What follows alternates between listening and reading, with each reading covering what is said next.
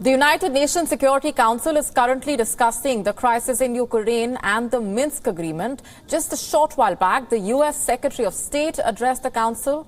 Antony Blinken said that Russia's pretext to attack Ukraine could include a fake or real attack using chemical weapons. Blinken also alleging that the U.S. has information that Russia will target a specific group of Ukrainians. Listen in. Mr. President, this council was convened today to discuss the implementation of the Minsk agreements, a goal that we all share, despite Russia's persistent violations. These agreements, which were negotiated in 2014 and 2015 and signed by Russia, remain the basis for the peace process to resolve the conflict in eastern Ukraine. This council's primary responsibility, the very reason for its creation, is the preservation of peace and security. As we meet today, the most immediate threat to peace and security is Russia's looming aggression against Ukraine. The stakes go far beyond Ukraine. This is a moment of peril for the lives and safety of millions of people, as well as for the foundation of the United Nations Charter and the rules-based international order that preserves stability worldwide. This crisis directly affects every member of this council and every country in the world. Because the basic principles that sustain peace and security, principles that were enshrined in the wake of 2 world wars and a Cold War, are under threat. The principle that one country cannot change the borders of another by force. The principle that one country cannot dictate another's choices or policies or with whom it will associate. The principle of national sovereignty. This is the exact kind of crisis that the United Nations, and specifically this Security Council, was created to prevent. We must address what Russia is doing right now to Ukraine. Over the past months, without provocation or justification, Russia has amassed more than 150,000 troops around Ukraine's borders, in Russia, Belarus, occupied Crimea. Russia says it's drawing down those forces. We do not see that happening on the ground. Our information indicates clearly that these forces, including ground troops, aircraft, ships, are preparing to launch an attack against Ukraine in the coming days. We don't know precisely how things will play out, but here's what the world can expect to see unfold. In fact, it's unfolding right now, today, as Russia takes steps down the path to war and reissued the threat of military action. First, Russia plans to manufacture a pretext for its attack. This could be a violent event that Russia will blame on Ukraine, or an outrageous accusation that Russia will level against the Ukrainian government. We don't know exactly the form it will take. It could be a fabricated so-called terrorist bombing inside Russia, the invented discovery of a mass grave, a staged drone strike against civilians, or a fake, even a real, attack using chemical weapons. Russia may describe this event as ethnic cleansing or a genocide, making a mockery of a concept that we in this chamber do not take lightly, nor do I take lightly, based on my family history. In the past few days, Russian media has already begun to spread some of these false alarms and claims to maximize public outrage, to lay the groundwork for an invented justification for war. Today, that drumbeat has only intensified in Russia's state-controlled media. We've heard some of these basic allegations from Russian-backed speakers here today. Second, in response to this manufactured provocation, the highest levels of the Russian government may theatrically convene emergency meetings to address the so-called crisis. The government will issue proclamations declaring that Russia must respond to defend Russian citizens or ethnic Russians in Ukraine. Next, the attack is planned to begin. Russian missiles and bombs will drop across Ukraine. Communications will be jammed. Cyber attacks will shut down key Ukrainian institutions. After that, Russian tanks and soldiers will advance on key targets that have already been identified and mapped out in detailed plans. We believe these targets include Ukraine's capital, Kyiv, a city of 2.8 million people.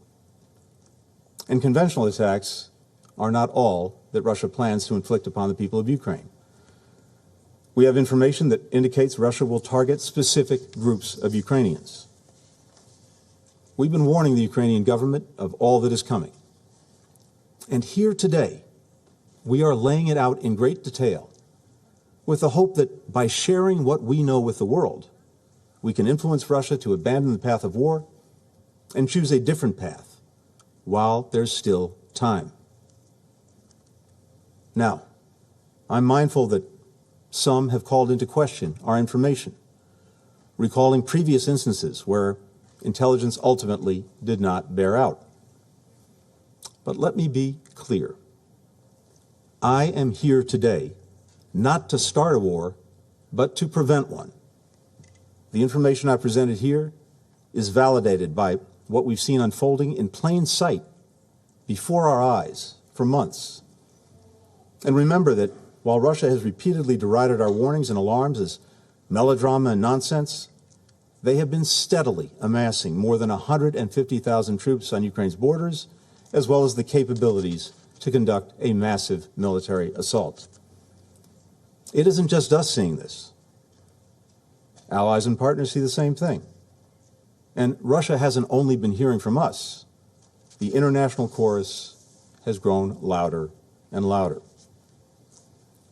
If Russia doesn't invade Ukraine, then we will be relieved that Russia changed course and proved our predictions wrong.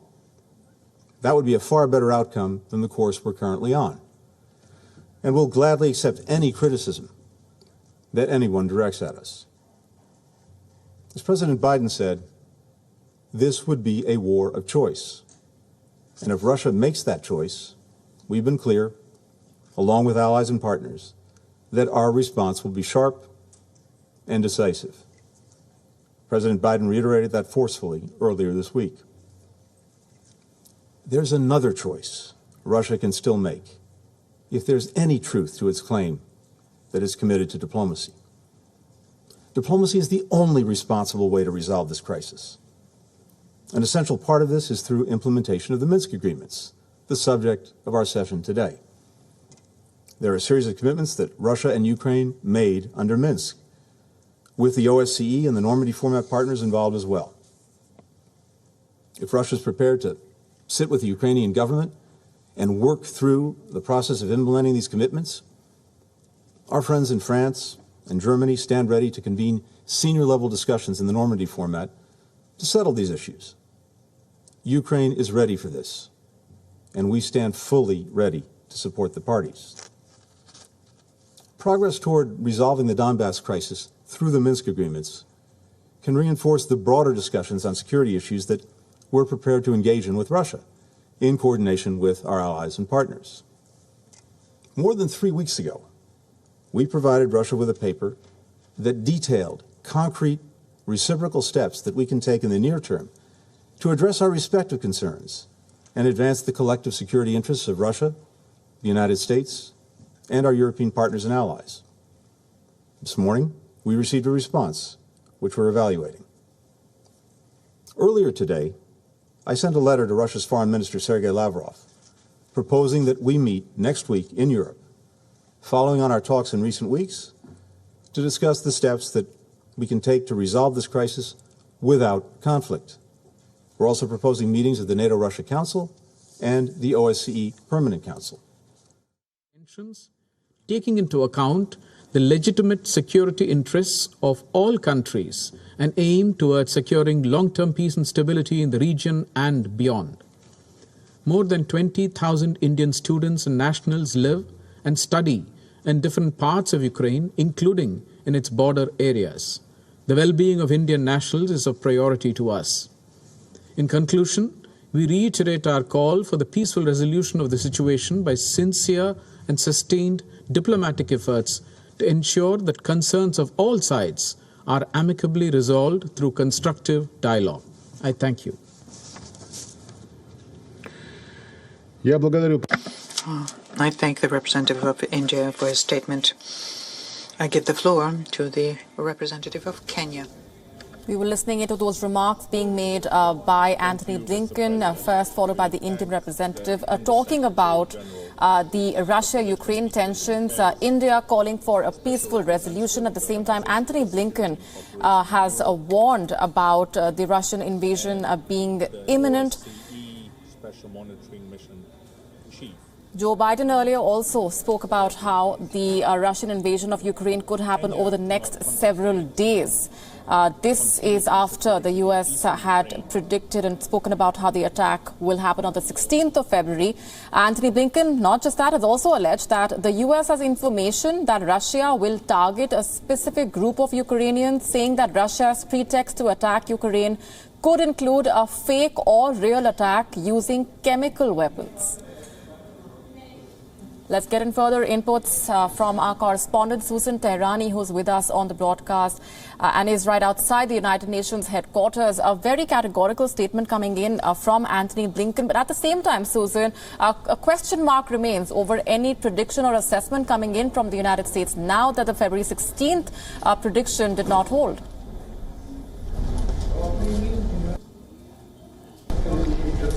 Right, and that is really the main concern here, that these allegations that the United States and also really NATO member states have been making against Russia have not really held up, and Ukrainian officials and the leadership have also really been frustrated with the level of hysteria, is what they're calling it, that they have been witnessing on the part of the West, that perhaps there's going to be some kind of Russian invasion any day. And well, for the better part of it, that really has not happened, and both sides are claiming of a pullback on the part of Russia, and the West saying that no, it's actually an increase in buildup of troops.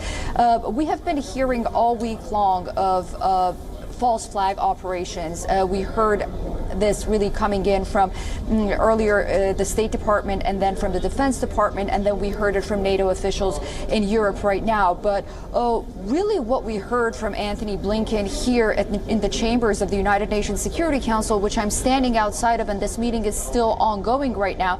And let's not forget that Russia is the rotating president of the Security Council during this month, and this is an annual meeting that's taking place. Really is something that we had not heard. I mean, false flag operations is one thing, but really going as far as saying that, you know, there may be a chemical attack coming forward, I think that's something that not only allies, but also the Ukrainians, and then moving forward, the Russians and others are going to really have to, and journalists as well. I mean, I think the international community is going to look for some, was going to ask for some evidence in those claims, since, you know, these are really widespread allegations that are coming up. And as you mentioned, you know, Antony Blinken pointed to the fact that, yes, we have made predictions before intelligence failures have happened, but we're here to prevent a war and not to start one. But I think this level of allegations, I think, will merit some kind of evidence at this point. Indeed. Susan, all of this while there is still no clarity on what Moscow's response has been to the U.S. security proposal.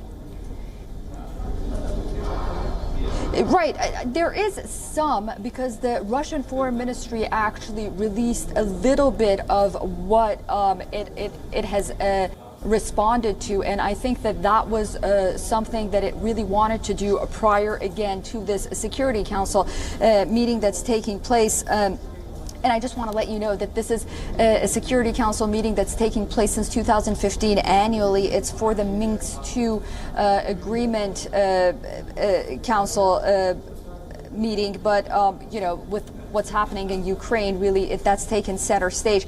But regarding Russia offered to engage in talks on limiting missile deployments in Europe, restricting on military drills and other confidence building measures.